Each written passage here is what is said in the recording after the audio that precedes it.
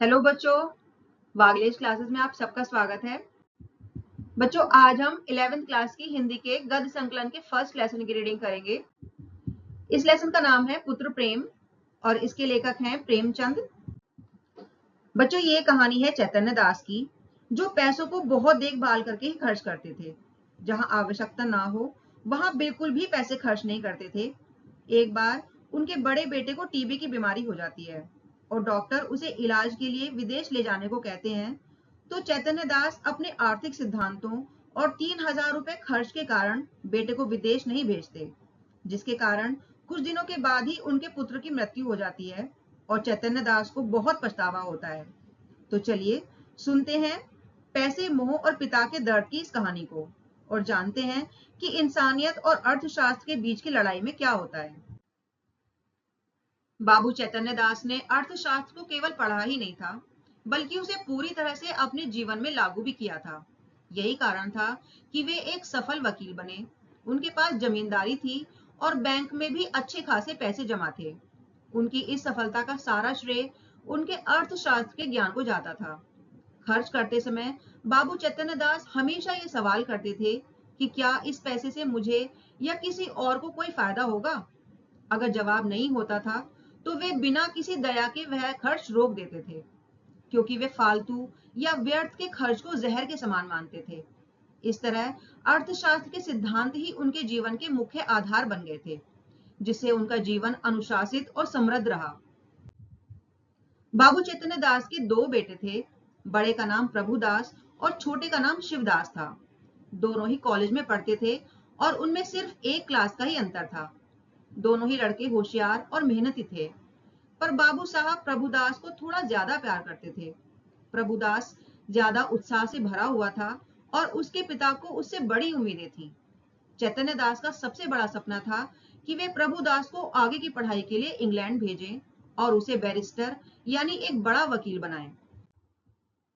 मगर कुछ ऐसा हुआ कि बीए की परीक्षा के बाद प्रभुदास को बुखार आने लगा। कई डॉक्टरों ने इलाज किया, 1 महीने तक लगातार दवा चली, पर बुखार कम नहीं हुआ। यहाँ तक कि दूसरे डॉक्टर का इलाज भी बेअसर रहा। प्रभुदास दिन ब दिन कमजोर होता गया और उसमें उठने बैठने की भी ताकत नहीं बची। जब उसे पता चला कि वह परीक्षा में फर्स्ट डिवीजन में पास हुआ है, तब भी उसके चेहरे पर कोई खुशी नहीं दिखी। वह हमेशा गहरी चिंता में डूबा रहता था और उसे अपना जीवन बोझ जैसा लगने लगा था। एक दिन परेशान होकर चैतन्य दास ने डॉक्टर से पूछ ही लिया, क्या बात है, 2 महीने हो गए पर दवा का कोई असर क्यों नहीं हो रहा है। डॉक्टर साहब ने संकोच के साथ बाबू चैतन्य दास को जवाब दिया, मैं आपको संशय में नहीं रखना चाहता। मेरा अंदाजा है कि यह ट्यूबरक्लोसिस यानी टीबी की बीमारी है। यह सुनकर चैतन्य दास ने घबराकर पूछा, तपेदिक? डॉक्टर ने पुष्टि की, हाँ, इसमें टीबी के सभी लक्षण दिखाई दे रहे हैं। चैतन्य दास को यह सुनकर जबरदस्त हैरानी हुई, जैसे उन्होंने कोई अविश्वसनीय बात सुन ली हो। उन्हें यकीन ही नहीं हो रहा था कि उनके बेटे को टीबी हो गया है। डॉक्टर ने दुख जताते हुए समझाया कि यह बीमारी चुपके से शरीर में आ जाती है। चैतन्य दास ने कहा कि उनके खानदान में तो यह बीमारी कभी किसी को नहीं हुई। डॉक्टर ने जवाब दिया कि हो सकता है दोस्तों से इसके कीटाणु यानी जर्म मिले हों। कुछ देर गहरी सोच के बाद चैतन्य दास ने पूछा, अब क्या करना चाहिए।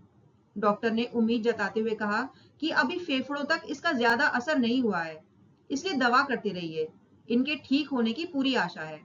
जब चैतन्य दास ने पूछा कि दवा का असर कितने समय में होगा, तो डॉक्टर ने कहा कि निश्चित तौर पर तो नहीं कह सकते, पर 3-4 महीने में ये ठीक हो जाएंगे, क्योंकि सर्दियों में इस बीमारी का असर कम हो जाता है। बाबू चैतन्य दास ने डॉक्टर से पूछा कि क्या ठीक होने के बाद प्रभुदास पढ़ाई में मेहनत कर पाएगा। डॉक्टर का जवाब निराशाजनक था। उन्होंने कहा कि प्रभुदास मानसिक परिश्रम यानी दिमागी मेहनत वाले काम जैसे पढ़ना आदि के शायद ही योग्य रह पाए। चैतन्य दास ने पूछा कि अगर उसे किसी सैनिटोरियम यानी पहाड़ी स्वास्थ्य केंद्र में भेज दिया जाए तो कैसा रहेगा। डॉक्टर ने तुरंत जवाब दिया, बहुत बढ़िया। चैतन्य दास ने फिर पूछा कि क्या वहां से वह पूरी तरह स्वस्थ होकर लौटेगा। डॉक्टर ने कहा, हाँ, हो सकता है, लेकिन इस बीमारी को दबाए रखने के लिए सबसे अच्छा यही है कि वह दिमागी काम करने से बचे।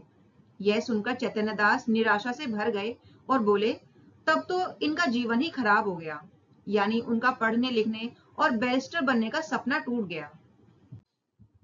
गर्मी का मौसम बीत गया और बरसात के दिन आ गए, लेकिन प्रभुदास की हालत दिन ब दिन बिगड़ती जा रही थी। वह बिस्तर पर पड़े पड़े अक्सर टीबी यानी तपेदिक की बीमारी पर लिखे गए बड़े बड़े डॉक्टरों के लेख पढ़ा करता था। पहले तो कुछ दिनों तक उसका मन अस्थिर रहता था। जब 2-4 दिन तबीयत ठीक लगती तो वह अपनी किताबें देखने लगता और इंग्लैंड जाने की बातें करता। लेकिन जब 2-4 दिन बुखार बढ़ जाता तो वह जीवन से निराश हो जाता। कई महीने बाद जब उसे पक्का यकीन हो गया कि इस बीमारी से छुटकारा पाना मुश्किल है, तो उसने जीवन की चिंता ही छोड़ दी। ठंड का मौसम आ चुका था। बाबू चैतन्य दास अपने बेटे के सिरहाने बैठे थे और सवाल भरी नजरों से डॉक्टर को देख रहे थे। जब डॉक्टर साहब ने थर्मामीटर से बुखार चेक किया और कुर्सी पर बैठे, तब चैतन्य दास ने उनसे पूछा, अब तो सर्दी आ गई है, क्या आपको कोई सुधार दिखाई देता है? डॉक्टर का जवाब था, बिल्कुल नहीं, बल्कि बीमारी और भी दुस्साध्य है, यानी मुश्किल होती जा रही है। ये सुनकर चैतन्य दास को गुस्सा आ गया और उन्होंने सख्त आवाज में पूछा, तो फिर आप लोगों ने मुझे इस धोखे में क्यों रखा कि सर्दी में प्रभुदास ठीक हो जाएंगे? इस तरह किसी की सादगी का फायदा उठाना और केवल अपना काम निकालना भले ही आपको सही लगे, पर इसे सभ्यता या सज्जनता बिल्कुल नहीं कह सकते। डॉक्टर ने चैतन्य दास के गुस्से पर शांति से जवाब दिया। विनम्रता से उन्होंने कहा, ऐसी गंभीर बीमारियों में हम डॉक्टर केवल अंदाजा ही लगा सकते हैं और अंदाजे हमेशा सही नहीं होते। उन्होंने माना कि आपको परेशानी जरूर हुई है, पर उन्होंने भरोसा दिलाते हुए कहा कि मेरी इच्छा आपको धोखे में डालने की नहीं थी। इसी समय बाबू चैतन्य दास का छोटा बेटा शिवदास, जो क्रिसमस यानी बड़े दिन की छुट्टियों में घर आया हुआ था, कमरे में आया और उसने डॉक्टर साहब से बात की। उसने कहा, आप मेरे पिताजी की मुश्किलों को खुद समझ सकते हैं। अगर उनकी कोई बात आपको बुरी लगी हो तो कृपया उन्हें माफ कर दीजिए। बाबू चैतन्य दास ने अपने छोटे बेटे शिवदास को प्यार भरी नजरों से देखा, लेकिन साथ ही शिकायत करते हुए कहा कि तुम्हें यहाँ आने की क्या जरूरत थी?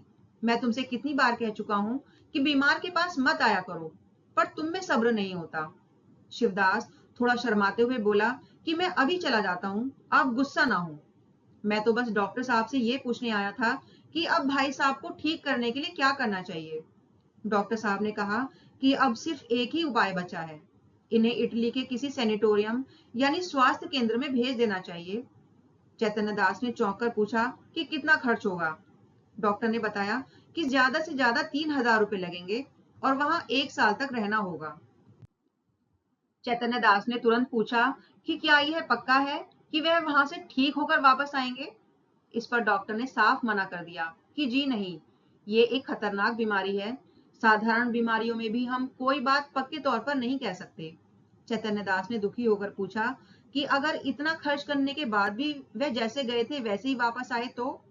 डॉक्टर ने जवाब दिया, तो फिर इसे भगवान की मर्जी मानिएगा, मगर आपको कम से कम यह संतोष तो रहेगा कि आप अपने बेटे के लिए जो कुछ भी कर सकते थे वह सब कर दिया। आधी रात तक घर में इस बात पर बहस होती रही कि क्या प्रभु दास को इलाज के लिए इटली भेजा जाए। बाबू चैतन्य दास का कहना था कि जब परिणाम पक्का नहीं तो ऐसे काम के लिए 3,000 रुपए खर्च करना समझदारी नहीं है। उनका बेटा शिवदास भी पहले उनसे सहमत था, लेकिन प्रभुदास की मां तपेश्वरी अपने पुत्र को इलाज के लिए इटली भेजने के पक्ष में डटी हुई थी। मां के गुस्से भरे तानों के कारण शिवदास शर्मिंदा हुआ और मां के पक्ष में आ गया। अब बाबू चैतन्य दास अकेले पड़ गए। तपेश्वरी ने पहले तर्क से समझाया और पति के प्रेम को जगाने की कोशिश की। उन्होंने यह भी कहा कि पैसा हमेशा रहने वाली चीज नहीं है। जब इन बातों से पति नहीं माने तो उन्होंने रोना शुरू कर दिया। बाबू चैतन्य दास आंसुओं के इस वार के सामने टिक नहीं पाए। उन्होंने हार मान ली और कहा, ठीक है भाई, रो मत, जो तुम कह रही हो वही होगा। बाबू चैतन्य दास के मान जाने के बाद तपेश्वरी ने तुरंत पूछा, तो कब भेजेंगे? चैतन्य दास ने बहाना बनाया, पहले मेरे हाथ में पैसे तो आ जाएं। तपेश्वरी ने गुस्से से कहा, आप सीधा सीधा क्यों नहीं कहते कि भेजना नहीं चाहते? चैतन्य दास ने सफाई दी, मैं भेजना चाहता हूं, पर अभी मेरे पास नकद पैसा नहीं है। क्या तुम्हें यह नहीं मालूम? इस पर तपेश्वरी ने कहा, बैंक में पैसे हैं और जमीन जायदाद भी तो है। 2-3 हजार का इंतजाम करना इतना भी मुश्किल नहीं है। यह सुनकर चैतन्य दास ने अपनी पत्नी को ऐसी तेज नजरों से देखा जैसे वह उसे खा ही जाएंगे। फिर एक पल बाद बोले, तुम बिल्कुल बच्चों जैसी बात कर रही हो। इटली में कोई ऐसी संजीवनी यानी जादुई दवा नहीं रखी है जो तुरंत चमत्कार कर देगी। मैं अपने पूर्वजों की कमाई हुई जमीन और जमा किए गए पैसों को अनिश्चित फायदे की उम्मीद में बर्बाद नहीं कर सकता। तपेश्वरी ने हिम्मत जुटाकर धीरे से कहा, आखिर संपत्ति में आधा हिस्सा तो प्रभुदास का भी है। यह सुनकर बाबू चैतन्य दास ने गुस्से और तिरस्कार भरे स्वर में कहा, आधा नहीं, मैं तो उसे पूरी दौलत दे देता। जब उससे कोई उम्मीद होती, जब वह खानदान का मान सम्मान और संपत्ति बढ़ाता और इस लगाए हुए पैसे से कुछ कमाकर दिखाता। मैं केवल भावनाओं में बहकर पैसे को बर्बाद नहीं कर सकता। ये सुनकर तपेश्वरी एकदम चुप रह गई। वह बहस जीतकर भी हार गई क्योंकि पति पैसे खर्च करने को तैयार नहीं हुए। इस बातचीत के 6 महीने बाद छोटा बेटा शिवदास बीए पास हो गया। बाबू चैतन्य दास ने फौरन अपनी जमींदारी का कुछ हिस्सा गिरवी रखकर कानून की पढ़ाई के लिए उसे इंग्लैंड भेज दिया। वे उसे बंबई तक खुद छोड़ने गए। जब वे वापस लौटे तो उनके मन में यह संतोष था कि इस खर्च से उन्हें भविष्य में जरूर फायदा होगा। उनके लौटने के 1 सप्ताह के बाद ही बदकिस्मती से प्रभुदास अपनी सभी बड़ी इच्छाओं को मन में लिए हुए इस दुनिया से चल बसा। बाबू चैतन्य दास अपने रिश्तेदारों के साथ मणिकर्णिका घाट पर बैठे थे और अपने बेटे प्रभुदास की जलती हुई चिता को देख रहे थे। उनकी आंखों से आंसू बह रहे थे। उस पल उनका पुत्र प्रेम उनके कठोर अर्थशास्त्र के सिद्धांत पर हावी हो गया था। इस दुख की घड़ी में उनके मन में बार बार यह विचार आ रहा था कि शायद अगर मैं उसे इटली भेज देता तो प्रभुदास ठीक हो जाता। हाय, मैंने सिर्फ 3,000 रुपए का मोह किया और अपने पुत्र रत्न को खो दिया। यह सोच उन्हें लगातार ग्लानि, शोक और पछतावे के तीरों से घायल कर रही थी।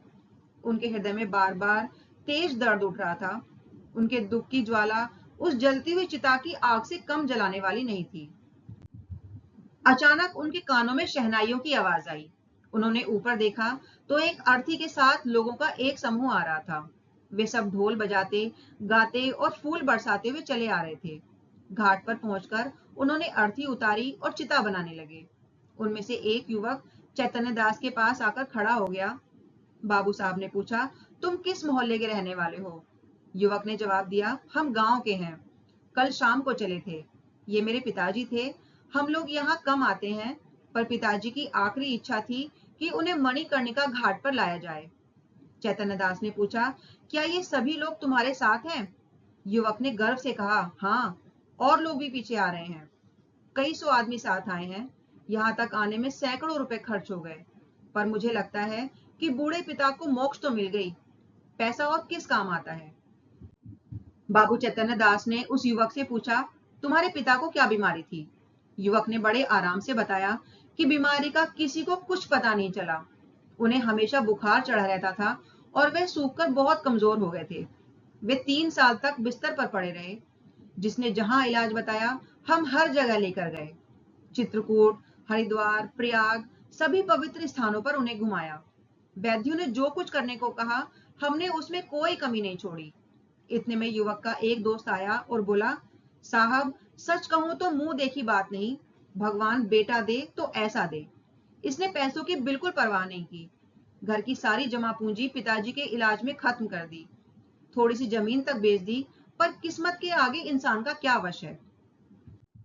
युवक ने भावुक होकर कहा, भाई, पैसा तो हाथ का मैल है। आज यहाँ है, कल वहां चला जाता है, पर इंसान दोबारा नहीं मिलता। अगर जिंदा हूं तो फिर कमा लूंगा, पर मेरे मन में यह पछतावा तो नहीं रहा कि हाय, मैंने यह नहीं किया, उस डॉक्टर या उस वैद्य के पास नहीं गया, नहीं तो शायद पिताजी बच जाते। मैं तो कहता हूं कि हमारा सारा घर द्वार ले ले, बस मेरे पिताजी को एक पल के लिए जिंदा कर दे। इसी लगाव का नाम जिंदगी है, नहीं तो इसमें कुछ नहीं रखा।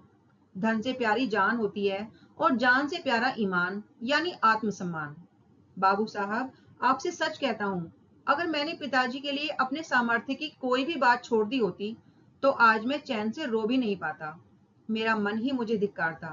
पर अब मुझे ऐसा लग रहा है कि मैं बहुत बड़े कर्ज से मुक्त हो गया हूं। उनकी आत्मा सुख और शांति से रहेगी तो मेरा सब तरह से भला होगा। बाबू चैतन्य दास सिर झुकाए ये सारी बातें सुन रहे थे।